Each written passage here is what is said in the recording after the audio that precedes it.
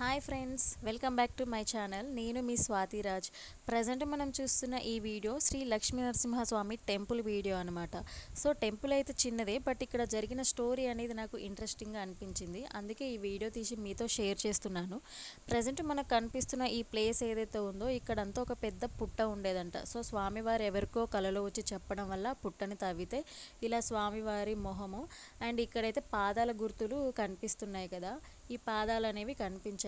So అప్పుడు ఈ temple కట్టారు.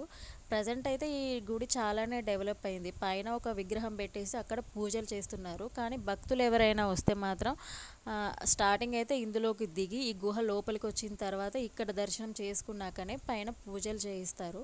సో అప్పుడు స్టార్టింగ్లో అయితే ఈ టెంపుల్కి రావడము, ఇక్కడ దర్శనం చేసుకోవడానికి దారి అనేది ఇక్కడ మనకు ఎదురుగా కనిపిస్తుంది కదా. ఈ బండరాయి లోపల నుంచి, ఈ గుహ లోపల నుంచి వచ్చి దర్శనం చేసుకునే వాళ్ళంట. దీనికి దారి ఇటు రైట్ సైడ్కి బయటికి ఉందన్నమాట. సో ఈ బండరాయి లోపల నుంచి ఇలా పాకుతూ వచ్చి దర్శనం చేసుకునే వాళ్ళంట. సో ఇదండి ఈ temple story. Thanks for watching. Please like